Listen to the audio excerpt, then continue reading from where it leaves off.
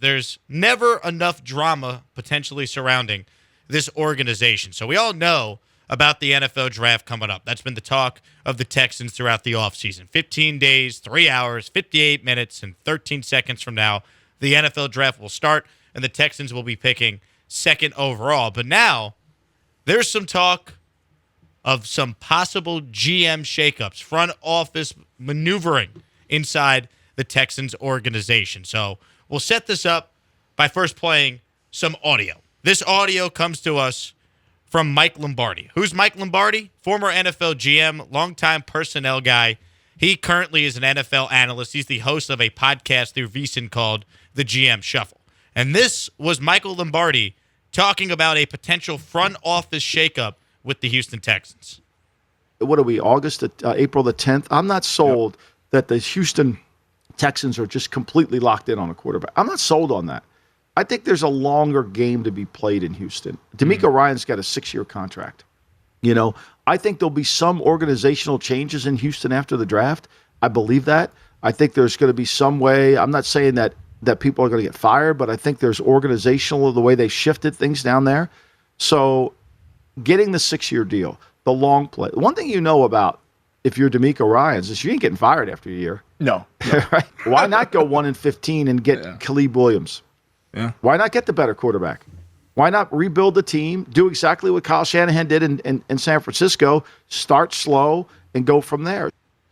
Even I would not botch Caleb Williams' name for the record the way Michael Lombardi, who works in football, just botched the Heisman Trophy winner's name. One thing I want to echo before we react to what Lombardi said there, Lance Zierlein has talked about a very similar thing happening with the Houston Texans as well. And for what it's worth, I didn't come out and say this because I'm not a reporter, but I did hear some rumblings as well about Nick Caserio maybe not being here for the long haul. Now, I didn't think this would be something that happened before the draft, but kind of what Lombardi was alluding to there about organizational changes after the draft. For what it's worth, I'm not a reporter, but I do have some people that occasionally will tip me off on some things. I had heard something similar about a couple of days ago as well. So with that being said, Cody, what do you make of these reports of a possible shakeup of the Texans front office? So there's a lot to unpack here, and there's different layers to it. I think we first start with Lombardi because it sounded like he wanted to say something, and then he sort of backed off of it a little bit when he talked about, well, I'm not saying people are going to get fired or anything, but just the way the organization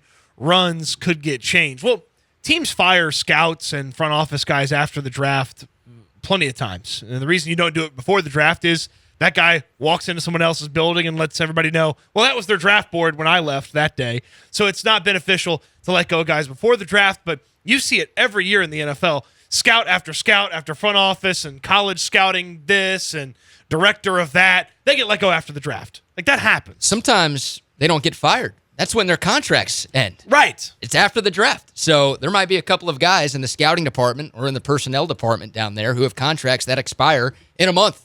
And the changes that Lombardi could be talking about could be just that. But then when you add in what Lance talked about on YouTube and you add in some of the other rumors flying around, like maybe Caserio would go back to New England, it's believable because this is an organization that less than 2 years into the guy's tenure let a general manager get stabbed in the back and shown the door. This is an organization that handed over control of the team to a head coach and a preacher. I think this is an organization that told a quarterback he was going to be involved in hiring the decision makers of the future, and then apparently didn't involve the quarterback and led to him asking for a trade request. Like, there's been some hiccups in the operation of this organization post Bob McNair, and even when Bob McNair was here with the reported infighting of Rick Smith and Bill O'Brien. So the Texans do not operate in a normal manner more often than not, and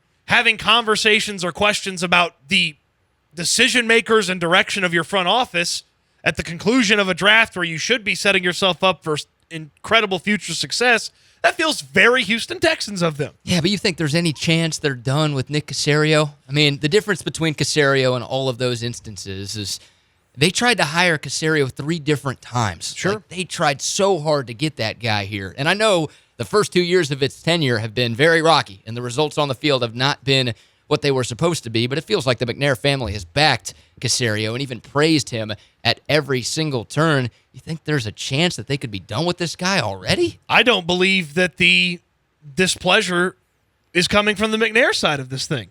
I believe if there's displeasure with how things have gone and operated, it would be from the Caserio side. I mean, you think about some of the things he had to deal with. You hear the conversations. We've talked about them on the show, the rumors that the Texans may not be interested in taking a quarterback. Albert Breer said the other day that maybe ownership will step in and force them to select a quarterback at number 2. I mean, how much would be too much for Nick Caserio? At what point does he just throw his hands up and say, I've never got to do this the way I want to do this, so screw this. Why don't you guys get rid of me? Why don't you guys let me go? Why don't we have a mutual parting of ways? Go hire somebody that Demeco wants to work with. Like, I've never gotten to do anything my way, and I'm never going to now because Demeco's the golden child. So screw this. I don't want to do this anymore. Like, I don't believe the McNairs are upset with the way Nick Caserio's operated. I mean, every time they talk about the setup the organization's in, they praise him and even give him praise for things that any general manager could have ended up with. Like, you were getting your draft picks back after the Laramie Tunsil picks were conveyed. Like, any general manager could have had that situation. Now, I'm not saying anybody nails the Deshaun Watson trade exactly, but they seem pretty happy with the outcome of that. Like, I don't know that the McNairs are upset. I feel like if there's rumors and rumblings of this stuff, it's coming from Camp Caserio. What really frustrates me is a couple things with this report. One, Mike Lombardi's been right when it comes to the Texans before. I don't know if you guys remember this, but you know who the first media member was to point out that he was hearing rumblings of a DeAndre Hopkins trade? Was Mike Lombardi. So this guy's got sources around the league. He's been an executive for over 20-plus years. He's been in the media the last couple. This guy's well-connected. So when he says this, I pay attention. And the second aspect is, okay, let's say what Lombardi's saying is right, what Lance Zierlein has speculated, what he's possibly heard is correct, what I have heard, let's say, is possibly correct. If all that is true, then why did they stick with Nick Caserio in the first place?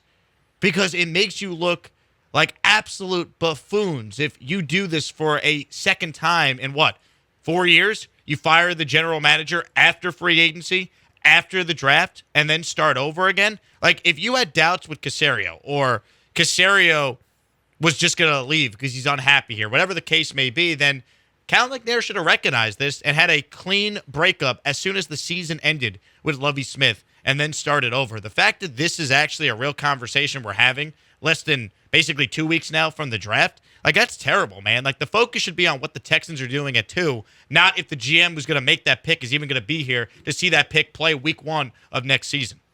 Yeah, I don't buy this report for a second. I don't buy any of this stuff for a second. I think it's a bunch of hogwash, to be completely honest with you. And look, I think Cody's right. I don't think there's any chance the McNairs are ready to move on from Nick Caserio. So I can't be mad at them for not firing Nick Caserio after the conclusion of the season when they ultimately wanted to keep Nick Caserio here. What if it ends up being true? Oh, look, that they fired him? Yeah, what if it ends up happening where they agree to a buyout? Nick leaves. He doesn't want to be here anymore. He goes back to New England. Then I hope Cal leaves too. Honestly, if that's the way things are going to operate around here. Now, if Nick leaves on his own, that's a different conversation. Like, maybe Nick Caserio has not publicly given any indication that he wants out, right? I mean, he's talked about his excitement for this team, and obviously he's gone through all of the offseason program, and it feels like he wants to be here. He hasn't given any indication that he wants out, so I don't know how mad I could be at the McNair family for not knowing that Nick wants to leave, because I had no idea he wants to leave. And once again, I don't think he does want to leave. If somebody wants to quit their job, they don't always vocalize, or you don't always know that they want to quit their job ahead of time. That would be my defense of the McNair family is, well, we operated like he wanted to be here. We figured he'd be here. He was excited about Demeco. Everything we believed was he was going to be here, and then after the draft, he came to us, and then he wanted to quit. He wanted to walk away from this team that he just helped build and put together. He wanted to walk away from $5 million. Like, I'm not going to be super upset about the McNairs on something they should have done when nobody saw this coming.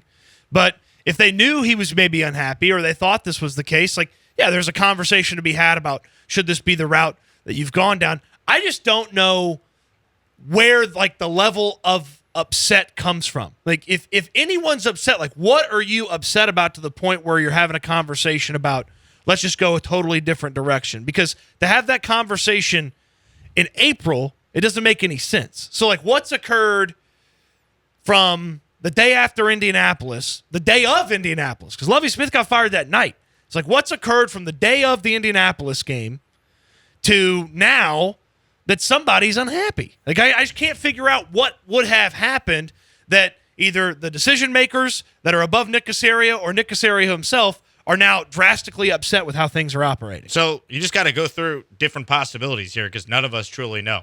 Here's one I thought of. Caserio jealous of all the hype Demeco's getting?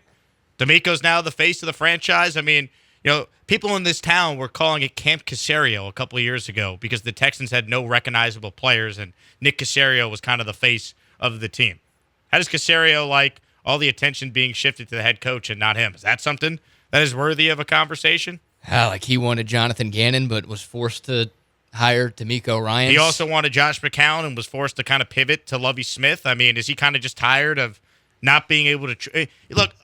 We disagreed with those hires in the first place, so I think Cal McNair was right to not hire Josh McCown, not to hire Jonathan Gannon. But my point is basically like, does Nick Caserio in his own mind feel like he's been marginalized as a GM? He ends up now having to hire Demeco. Demeco's getting all the praise, all the attention, and he's feeling like, well, I'm the GM. It should be focused on me. Is that something? Does ego come into a part here? Come to play here? I mean, if Nick leaves, he's not getting a GM job right away. He's going to have to take a demotion. He hasn't done nearly well enough here in Houston to be guaranteed a general manager job somewhere else. So that's another reason why I find this very hard to believe that guy who worked so hard for so many years to get an opportunity like this would just walk away from it after a couple of seasons with no guarantee that he's going to get another chance.